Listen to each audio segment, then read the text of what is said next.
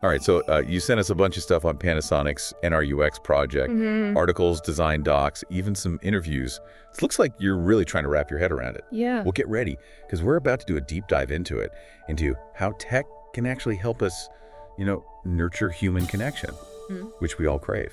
It's interesting how Panasonic is approaching this. They're not just, adding features and all that to our devices. It's more like they're stepping back and saying, okay, how can tech enhance our lives and not just make them more efficient? Yeah, like pushing back against that always-on hyper-connected thing, and instead focusing on, those important but not urgent things like spending time with loved ones. Exactly. And that's where NRUX comes in, Okay. which stands for Nurturing Relations UX. It's all about designing tech that helps us feel closer to the people we care about. Okay. So big, heartwarming vision, but how do they actually make it happen? The stuff you sent mentioned something called ambient intelligence. What is that? So think of it like a helpful presence in your home. But it's subtle.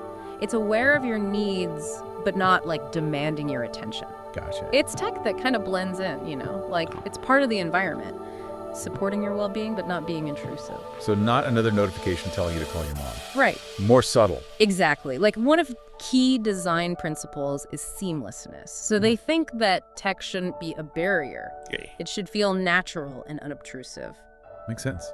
I mean, who hasn't been frustrated trying to figure out some new gadget when they just want to, relax and connect? Exactly. And then there's togetherness. Okay. It's all about fostering this sense of belonging, shared understanding. Okay, so we've got the overarching philosophy and these principles, but what does this actually look like? You mentioned some interesting prototypes. Yes. 3 really stand out. They're called Remembering Lighting, Echoing Birdhouse, and Connecting Norin. Whoa, those names. Okay, let's start with Remembering Lighting. What is that? So imagine a lamp that reflects your family's conversations through shifts in color and light. It uses AI, it analyzes conversations, and then creates visuals, that kind of evoke the mood. Oh, I love that. So instead of just lighting the room, it's like a reflection of the family's shared experience, like a silent storyteller. Exactly. Adds a whole other layer of meaning to the space. It's not like dictating the conversation, but it's more like prompting reflection and connection on a deeper level. Okay, that one's going on my wish list. What about the Echoing Birdhouse? That name is very interesting. Yeah, this one plays on that idea of the living room, the central gathering place. So picture a birdhouse that picks up on keywords from your conversations, and then it replays them, but in a bird-like voice. Hold on, so it's like a digital bird chiming in. Sounds delightful and a little strange at the same time. Yeah. That's the beauty of it. It's Okay. meant to be subtle, unexpected, magical even, like adding humor. And the bird sounds are meant to blend into the background, enhance the experience of being together, but without being intrusive. Yeah, I could see how that would spark some fun and unexpected conversations. Okay, last but not least, Connecting Norin. Tell me more about this one. So this prototype focuses on families that are physically apart. Imagine these fabric panels, like Japanese room dividers, but in different locations. And when someone walks through one panel, the one in the other location, it moves and lights up. Oh, so it's like a signal, a gentle signal that someone is thinking of you, even when you're miles apart. Exactly. It's fostering that feeling of presence without constant calls or messages. That is seriously heartwarming. I can imagine how much comfort that would bring. The material you sent even mentioned a story about an elderly man and his grandson. Yes. The elderly man was so moved by the Norin, he pictured it connecting him to his grandson who lived far away. And then later, the grandson visited the exhibition and saw it and immediately thought of his grandfather. It shows how even simple cues can create connection across distances. Wow. Okay, I'm sensing a theme here. All these prototypes are so gentle, not demanding your attention or trying to control you. You're right. The designers intentionally avoided what we see with so many smart devices, that over-prompting, constant notifications and reminders can create stress. Right. And take away from well-being. Yeah, it's like just saying, hey, technology can be a gentle nudge, not a digital sledgehammer. Exactly. Yeah. They want tech to encourage connection and reflection in a natural and enjoyable way. This makes me wonder, what was the public's reaction? Did people connect with this softer approach? Yeah, the feedback was very positive. Oh, good. People were drawn to the emotional depth. They liked the subtlety and the way the tech fostered this warmth and connection, but without being intrusive. Okay, so we've talked about what NRUX is, how it's brought to life through these prototypes, but how did this project even come about? Was it like a sudden stroke of genius or a longer journey? Well, it's interesting. NRUX evolved from an earlier project called Delta. It focused on designing for well-being. And it seems like Delta kind of laid the groundwork for a lot of the thinking behind NRUX. Can you tell us a little bit more about Delta? What were some of the key findings that maybe influenced NRUX? One of the biggest takeaways was the importance of subtle interventions. They found that people responded much better to tech that blended into the background and didn't feel like it was constantly vying for attention. Yeah. You know? Makes sense. I mean, we're already bombarded with notifications and updates all day long. The last thing we need is more digital noise, right? Right. And this ties back to their emphasis on that ambient intelligence. It's not about adding more devices, but creating a more harmonious and supportive environment. So NRUX is building on those insights from Delta, but it seems like they're taking it a step further by focusing specifically on relationships. Absolutely. And I think that's a natural evolution, you know. As we become more and more reliant on tech, it's crucial to make sure that it supports those human connections and doesn't, undermine them. It's a good reminder that tech should be a tool for enhancing our lives, not dictating them. We should be the ones in control, using it to create the kind of world that we want to live in. And that, I think, brings us to the heart of what makes NRUX so compelling, you know? It's about designing tech that serves us rather than the other way around. I love that. Reclaiming our agency, shaping tech to be more human-centered. But on a practical level, how do they come up with these innovative ideas? What's the magic formula? Well, there is no secret formula, but one thing they do is they place a high value on interdisciplinary collaboration. So you've got designers, engineers, even anthropologists all working together to understand, human needs, and then finding creative solutions. Oh, that's fascinating. It makes sense that you need those diverse perspectives to tackle such a complex challenge. It's not just about building cool gadgets, it's about understanding how people interact and what makes relationships thrive. Exactly. And they also embrace experimentation, constantly testing new ideas, getting feedback, and refining their approach. All right, so we've talked about the vision, the design principles, even gotten a glimpse into their creative process. But I'm curious about the nuts and bolts. How do they actually implement this ambient intelligence? What kind of tech are we talking about? So they've been a little quiet about the specifics. Okay. But based on what we do know, they're using a combination of sensors, AI, and machine learning. So it's not just a bunch of smart devices, it's about using them in a truly intelligent and responsive way. Yes. They're creating systems that learn from your behavior, anticipate your needs, and offer support, but subtly. Okay, that sounds pretty high tech. But one thing that comes to mind is privacy. If these systems are always listening and learning, how do they make sure people's data is protected? That's a great question, and it's one the NRUX team takes very seriously. They emphasize ethical data practices and making sure users have full control over their information. Okay, good. That's reassuring. It sounds like they're really trying to strike a balance between innovation and responsibility. It's not just about building cool tech, it's about building it ethically. But even with the best intentions, there are always potential challenges. What are some of the hurdles they might face trying to bring NRUX to the world? Well, I think one of the biggest challenges is going to be ensuring these systems are accessible and inclusive. We don't want to create a future where only certain people can benefit from this tech. Right. It needs to be designed for everyone. That's a really crucial point. We need to make sure that these advancements benefit all of us and not just those who can afford the latest gadgets. And it can't just be for the tech savvy either. Exactly. Another potential challenge is avoiding unintended consequences. As these systems get more sophisticated, we need to be careful that they don't start manipulating our behavior or eroding our autonomy. Right. We don't want to become so reliant on these systems that we lose the ability to think for ourselves, to make our own choices. Yeah, it's a fine line. Yeah. And that's why it's so important to have these conversations, open and honest conversations about the ethical implications. Yeah. And making sure that it aligns with human values. Yeah, it's a good reminder that we need to be mindful and intentional about how we use tech. We should be active participants in shaping the future and not just passive consumers. Yeah, couldn't have said it better myself. Ultimately, the goal is not to replace human connection with tech. It's about using tech as a tool to enhance and deepen our relationships. And that's a goal worth striving for. So where does NRUX go from here? What are the next steps for this ambitious project? Well, right now they're actively looking for partners who share their vision. They want to collaborate with companies and organizations that are committed to, integrating these principles into real-world products and services. So it's not just research and development. They're serious about bringing NRUX out of the lab and into the real world. Absolutely.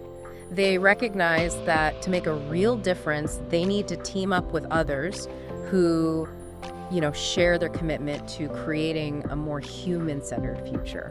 That's exciting. This could be the start of something truly revolutionary. Yeah. And they're not resting on their laurels. They're continuing to refine their approach. They're developing new prototypes, constantly pushing the boundaries of what's possible. I can't wait to see what they come up with next. But with all this talk about the future, I'm curious, what does the NRUX team ultimately envision? What's the end goal of all their hard work? Well, they've talked about a future where technology enhances our well-being and promotes empathy.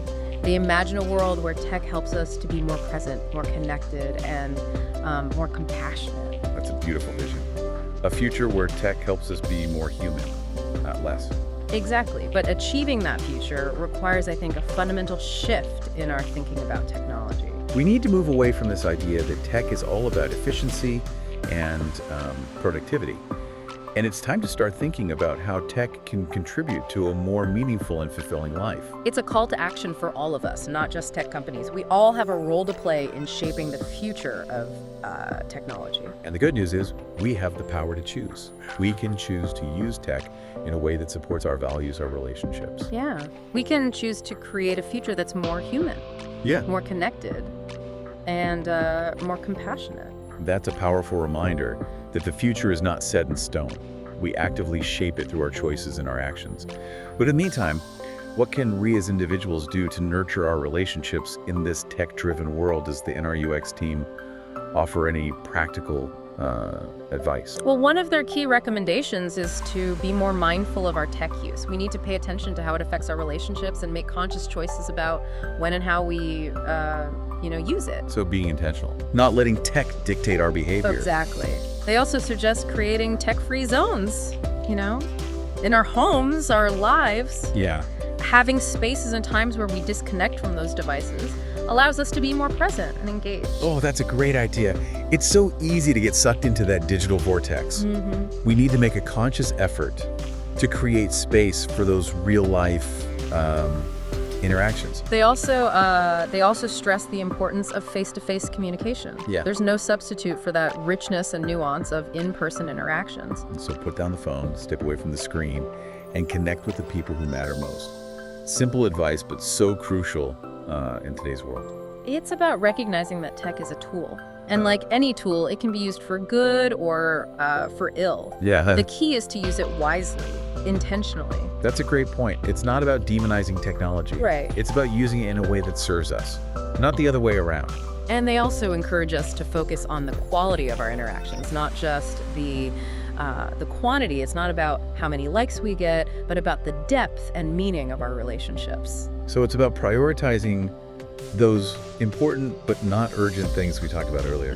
Those relationships, those conversations, the shared experiences that really enrich our lives. Exactly. They also remind us that small gestures can have a big impact.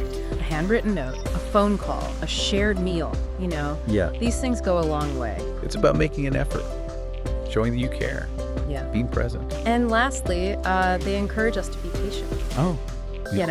Nurturing relationships takes time. It doesn't happen overnight. Yeah, it's a good reminder that relationships are like gardens. They need to be tended to, nurtured, and given time to grow. And the rewards are worth the effort. Strong relationships bring joy, support, and a sense of belonging.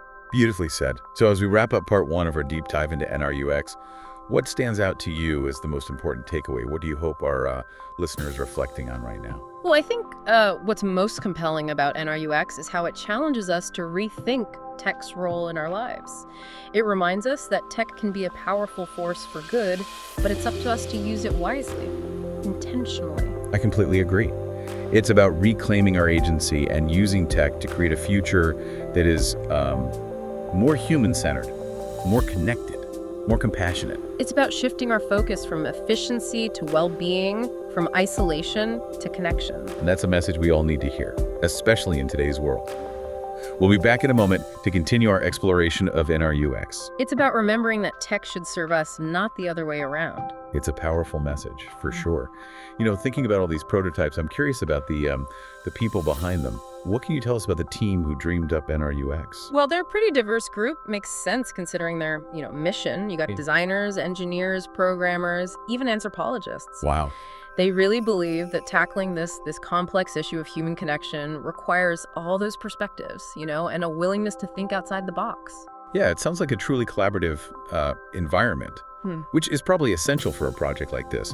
Did they talk about any specific inspirations or influences that shaped their thinking? One thing they've talked about is this fascination with nature. Oh, okay. And how it, seamlessly integrates tech. Think about how birds use their songs to communicate, where trees adapt to survive. That's a really interesting analogy. Yeah. It makes me think about how NRUX is trying to create technology that feels more organic and harmonious, Right. not so intrusive. Right. Yeah. They believe tech should work with us, not against us. Enhance those natural rhythms and interactions, not try to replace them. So it's not just mimicking nature, but learning from its wisdom and applying that to tech. Mm-hmm. And they draw inspiration from a lot of different sources. They've mentioned Japanese art and philosophy, even AI research. That's so cool. Yeah. Sounds like they're constantly exploring and learning, which is probably why they've come up with such innovative ideas. Speaking of innovation, I've got to ask about the tech behind all of this. They're using some pretty advanced stuff, right? Oh, definitely. They haven't revealed all the details, of course, but they've hinted at a pretty sophisticated blend of sensors, AI, and machine learning algorithms, all working behind the scenes. Can you break that down a bit for those of us who aren't tech wizards? What does that actually mean? In the context of NRUX, of course. Okay, well, think of it this way. The sensors are like the eyes and ears, Okay. constantly gathering data about the environment and people. The AI then analyzes that data, makes sense of it all. So, like a super smart brain, Mm-hmm. constantly processing information, figuring out how to respond to support connection. No, and that's where the machine learning comes in. Okay. The system is always learning and adapting, becoming more and more intuitive and responsive. That's wild. But with all this data being collected, I have to ask about privacy. How do they make sure that people's personal information is protected? Yeah, it's a really important question, and they know that. They've emphasized ethical data practices and, ensuring users have control, All right. complete control over their data. So it's not just creating cool tech. Right. It's creating it responsibly. Yeah, absolutely. Trust is paramount, especially when you're dealing with technology that's so, closely tied to our lives.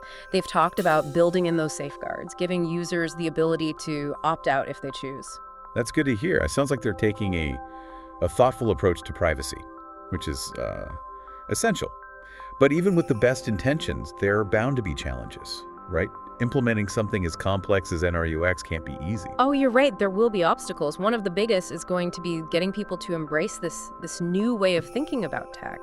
We're so used to it being in our face. It might take some time for people to adjust to the idea of tech working subtly in the background. Yeah, it's a paradigm shift for sure. Yeah. We've been trained to expect instant gratification, constant stimulation from our devices. NRUX is saying, hey, slow down, be more present, appreciate the subtle ways tech can enrich your life. Exactly. And another challenge is going to be integration.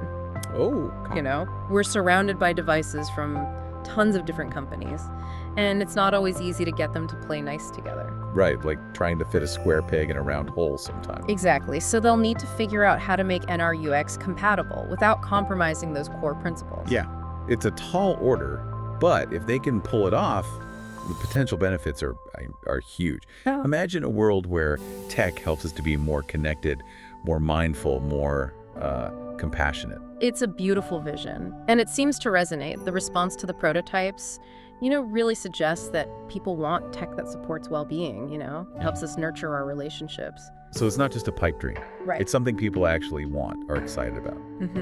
But for it to make a real lasting impact, it can't just be this niche product for early adopters. Right. It needs to be mainstream. Yeah, accessible, Yeah. affordable, something that fits seamlessly into people's lives. Not a huge investment or like a complete lifestyle overhaul. Yeah. It has to be easy, intuitive, Yeah. and importantly, enjoyable. Yeah, for sure. And that's a big part of what they're working on. They're always refining their designs, trying to find that sweet spot where technology and human needs meet, but in a way that feels, natural. So they're not just focused on the big picture. Right. They're paying attention to all those little details that make a difference in our daily lives. Exactly. And that's, I think, what's exciting about NRUX. It's not just a tech project, it's a human project, Hi. They're trying to solve a human problem. How do we stay connected? How do we maintain meaningful relationships in this increasingly digital world? It's a question that we're all struggling with, right? Yeah. We want to be connected, but present. We want to use tech to enhance our lives, but not be consumed by it. And that's where this comes in. Yeah. It's not about rejecting tech. It's about using it more mindfully, intentionally. It's about designing tech that helps us live better lives, both individually and collectively. I love that. It feels like a breath of fresh air. Yeah. In a world that's so obsessed with the newest gadgets and, all that. It's about shifting our focus from what technology can do to what it can help us become. That is a powerful idea. It's not just the features and functions. It's about the impact, the kind of future we're creating. It's about using tech to build a more human world, not a more digital one. Well said.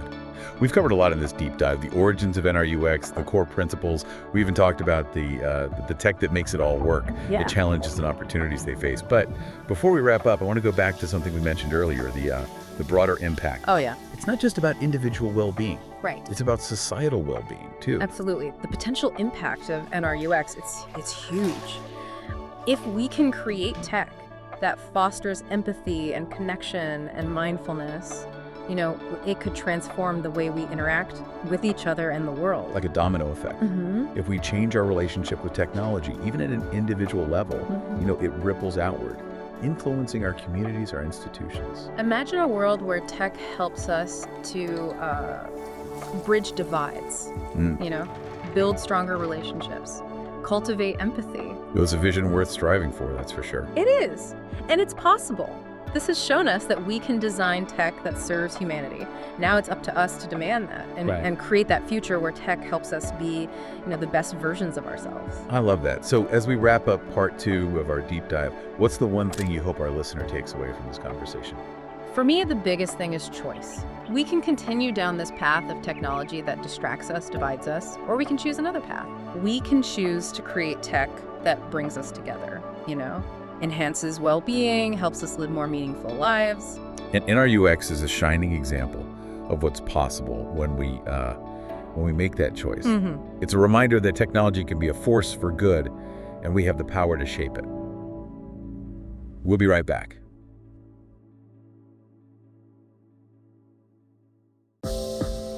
We're back, ready to wrap up our deep dive into this fascinating world of NRUX. It's really inspiring to see a company like Panasonic really challenging how we think about technology, pushing the boundaries. Yeah, it's definitely a breath of fresh air. They're not just, talking about little improvements here and there. It's a whole different way of looking at our relationship with technology. And they're not keeping it a secret. They want to bring NRUX to the real world. Exactly. They're looking for partners to really make it happen. Yeah. Integrate it into products and services we use every day. So it's not just about gadgets, it's about a movement. Yeah, I like that. A movement towards a more human-centered future. And I think it's gaining traction. Yep. People are realizing that tech doesn't have to control us. We can choose. We can make choices that support our values. Exactly. Support our well-being. And NRUX is a powerful example of that. It's shown us that tech can be a force for connection, not just distraction. For empathy, not just, efficiency. Right, helping us live better lives, more meaningful lives. And it's a message that resonates, I think, with a lot of people. We crave connection, right? Yeah. We want to feel like we belong, like our lives have purpose. It's a very human thing. Yeah, and NRUX shows that technology can be a part of that. It's not about replacing human interaction, Right. but making those interactions richer, more meaningful. And recognizing that tech is a tool. We decide how to use it, what we create with it, ultimately what kind of future we build. So to our listener, as you learn more about NRUX, we want you to consider this. Yeah. How can you use technology to, strengthen those relationships that matter most to you? How can you design your digital life to create space for genuine connection? How can you use tech to build a more human world, both for yourself and everyone around you? It's a challenge, but it's also a huge opportunity, an opportunity to, take control, shape the future of technology, create a world where technology serves us. I think that's the core of it. Yeah, that's a great point. It's about remembering that it's a tool. Exactly. Yeah. We hope this deep dive has, given you some new ways of thinking about technology's role in your life. And in the world. Thanks for joining us.